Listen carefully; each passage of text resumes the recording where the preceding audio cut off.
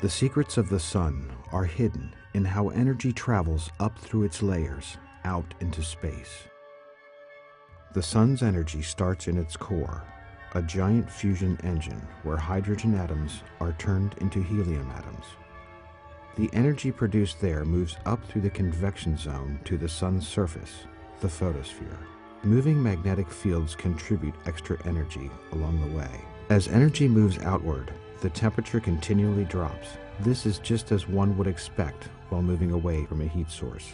Up until that point, everything makes sense in that the hottest part is in the middle and everything gets gradually cooler as we move away. But then something very interesting starts to happen, which is that it starts to get hotter again.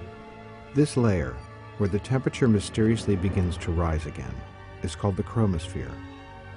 It lies in an interface region between the photosphere and the corona, the hottest and outermost region of the sun's atmosphere.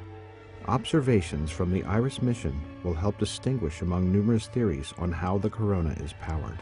IRIS will show the solar chromosphere in more detail than has ever been seen before. It will be taking images and spectra of specifically chosen wavelengths of ultraviolet light, and these will be the highest resolution and perhaps more importantly at a more rapid rate than has ever been done before. The interface region is the greatest source of ultraviolet light that impacts the Earth and the space around it. Only a specifically designed spacecraft can image the wavelengths of light needed to study the chromosphere. Advanced computer modeling will enable scientists to interpret the data and better understand how the energy moves through the chromosphere.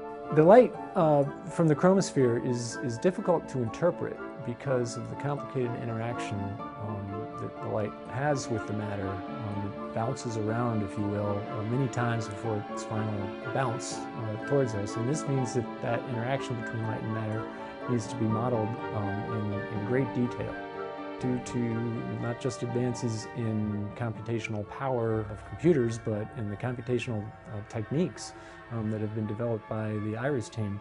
We are in a position to do this.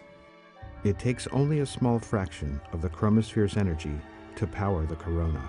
Although the corona is extremely hot, millions of degrees, it's at a low density, so it doesn't actually take a lot of energy to heat it to that temperature.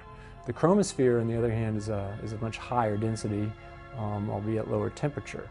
And there's much more energy deposited in the chromosphere than the corona. So that a tiny fraction of that energy in the chromosphere escaping into the corona is plenty to power all of the processes that we see, from heating to such extreme temperatures to driving the solar wind that fills the whole solar system, impacting all the planets, including our own.